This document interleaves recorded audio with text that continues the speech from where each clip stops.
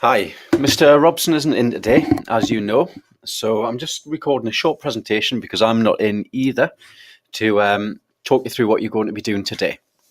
So, as you've talked about before, you will be doing some exams this year, which are the ECDL exams. ECDL stands for European Computing Driving License, and basically this lets people know that you are confident and competent with basic ICT packages like PowerPoint, Word, Excel, and so on. Really useful qualification to get if you apply for jobs, because if you put that on your CV, most companies want people who can use ICT, and it might just give you the advantage over somebody else applying for the job who doesn't have this qualification. It's also useful if you're going on to university or college or sixth form or something like that. So we're hoping that many of you are going to pass and pass with good marks. Now, the way it works is you need to pass each of these 4 units. So you've got presentations, word processing, spreadsheets, and productivity.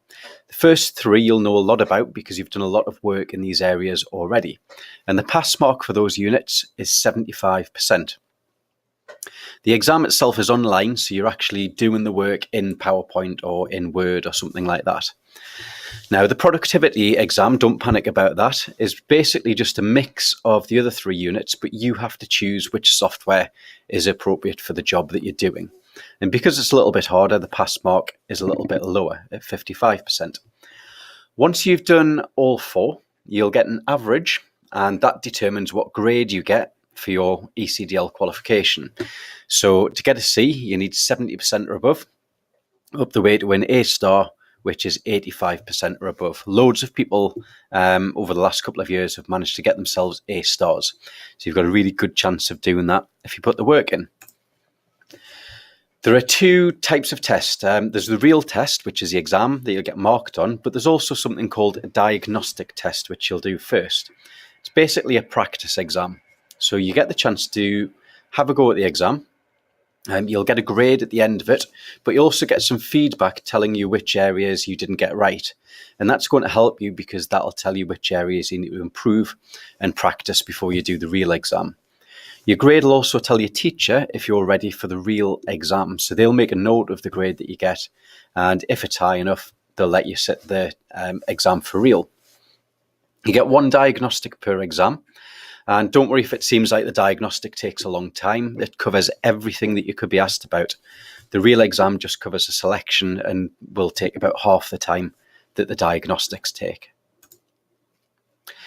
When you're in the exam, it's pretty straightforward. You follow the instructions. It tells you what to do. So it might say something like open up a blank presentation. So you open up a blank presentation in PowerPoint. And then when you've done it, you click the button that says answer. The computer program records everything that you do and all the places that you click, so it knows whether you've managed to get that right. Now, if you want to come back to a question, you can flag it. Don't hit the answer button if you want to come back to it, because as soon as you hit answer, you're not allowed to go back to that question. But if you flag it and click next, then you can come back to a question at the end that you might not have been too sure about first time around. If you come across any problems, like it freezes, just close it down, log back in. It'll remember where you were at in the exam. You might be asked to look for something like a W drive.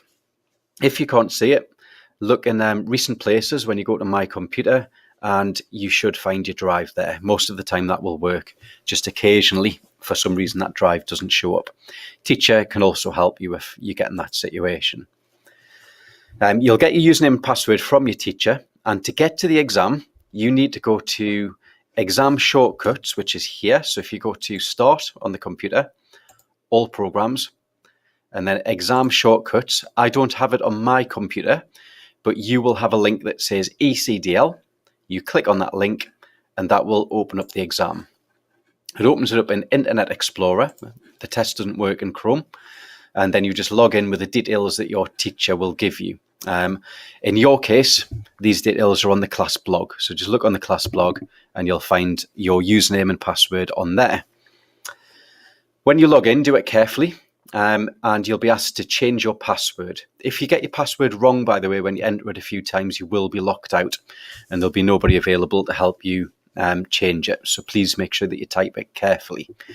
When you create your new password, I suggest you make it the same as your school password and you write it down somewhere along with your username so that you know what it is the next time you need to log in.